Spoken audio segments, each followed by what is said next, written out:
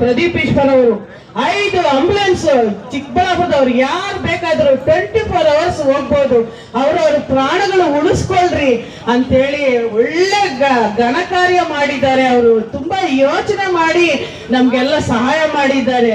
ನಿಮ್ಮನ್ನು ಬೇರೆಯವರೆಲ್ಲ ಏನ್ ಪ್ರದೀಪ್ ಈಶ್ವರ್ ಬೇರೆ పార్టీయವರು ಅಂದ್ರೆ ನೀವು ಅವ್ರ జೊತೆ ಸೇರ್ಬೇಡ್ರಿ. యాల ప్రాణాలు ఇప్పించిండ్లేదా, ఎడ్యుకేషన్ ఇచ్చిండ్లేదా, ప్రతి ఒక్కరికి ఏం కాలో పేదోళ్ళకి సావుకారుల వరకు పోతా ఉన్నారు. ఒక్కొక్క స్టెప్ని కానీ అదంతా జ్ఞాపం చేసుకోండి అంటే మీరంతా చెప్పాలా మనకి ఎంత సహాయం చేసినాడో అది మరికూడదు అంట నేను చెప్తాను.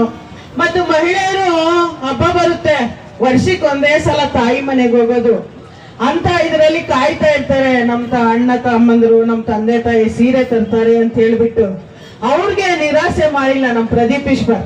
ನಾನು ಉಟ್ಕೊಂಡು ಬಂದಿದ್ದೀನಿ ನೋಡಿ, ಇವ್ರು ಕೊಟ್ಟಿದ್ದ ಸ್ಯಾರಿನ 100 ವರ್ಷ ಚೆನ್ನಾಗಿರ್ಬೇಕು ಅಂತ ನಾವೆಲ್ಲ ಆಶೀರ್ವಾದ ಮಾಡ್ಬೇಕು.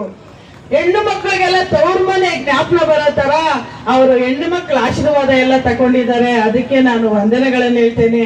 ಇನ್ನು ದೇಶದ ಮುಂದಿನ ಪ್ರಜೆಗಳು ಮಕ್ಕಳಿಗೆ ಏನ್ ಬೇಕೋ ಪೂರ್ವ ಸ್ಕೂಲ್ಗೆ ಸಾವುಕಾರ್ಲೇಮೋ పంపిస్తారు.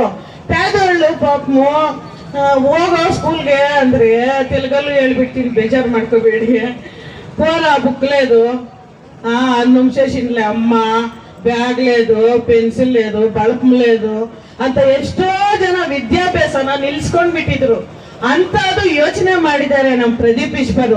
ಮುಂದಿನ ಪ್ರಜೆಗಳೆಲ್ಲ ಚೆನ್ನಾಗಿ ಓದ್ಕೋಬೇಕು, ಚೆನ್ನಾಗಿರ್ಬೇಕು, ನಮ್ ಚಿಕ್ಕಬಳ್ಳಾಪುರ ಚೆನ್ನಾಗಿರ್ಬೇಕು, ನಮ್ ಪೇರೆಂಟ್ಸ್ ಅಂದ್ರೆ ಚೆನ್ನಾಗಿರ್ಬೇಕು, ಎಲ್ಲರನ್ನೂ ಲೀಡರ್ಸ್ ಸೇರಿಸೋ ಅಷ್ಟೊತ್ತಿಗೆ ಟೈಮ್ ಆಗುತ್ತೆ. ಅವ್ರಿಗೆಲ್ಲ ಒಳ್ಳೆ ವ್ಯವಸ್ಥೆ ಇರಬೇಕು. ಅದಕ್ಕೆಲ್ಲ ನನ್ಗೆ ಟೈಮ್ ಇರಬಾರ್ದು. 2.5 ವರ್ಷದಲ್ಲಿ ಬಡಬಗ್ಗರಿಗೆ ಪ್ರತಿಯೊಬ್ಬರಿಗೂ ಏನೇನ್ ಬೇಕೋ ಎಲ್ಲ ಕೊಟ್ಬಿಡ್ಬೇಕಂತ ಹೇಳಿ ಅವರು 1ನೇ ಸ್ಟೆಪ್ಪಿಂದ ಬರ್ತಾ ಇದ್ದಾರೆ. ಇನ್ನ ಹೆಚ್ಚೆಚ್ಚಿಗೆ ಮಾಡ್ತಾರೆ.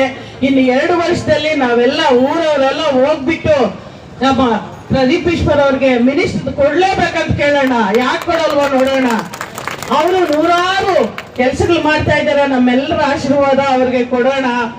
ಒಂದು ಗಾದೆ ಇದೆ, ಹೆಣ್ಣೊಂದು ಕಲಿತರೆ ಶಾಲೆಯೊಂದು ತೆರೆದಂತೆ ಅಂತ ನಮ್ಮ ಪೇರೆಸಂದ್ರ ಪ್ರದೀಪ್ ಅವರು ಹುಟ್ಟಿರೋದಿಕ್ಕೆ ನಮ್ಮ ಚಿಕ್ಕಬಳ್ಳಾಪುರಕ್ಕೆ ಒಳ್ಳೆ ಡಾಕ್ಟ್ರು, ವಿದ್ಯಾವಂತರು, ಆರೋಗ್ಯ ಪ್ರತಿಯೊಂದು ನೀಡ್ತಾ ಇದ್ದಾರೆ. ಅವ್ರಿಗೆ, ಅವ್ರ ಫ್ಯಾಮಿಲಿಗೆ, ಅವ್ರಿಗೆಲ್ಲಾನು ಒಳ್ಳೇದಾಗ್ಲಿ ಅಂತ ಕೋರ್ತಾ ನಾನು ಈ 1-2 ಮಾತನ್ನ ಹೇಳ್ಸುತ್ತೇನೆ.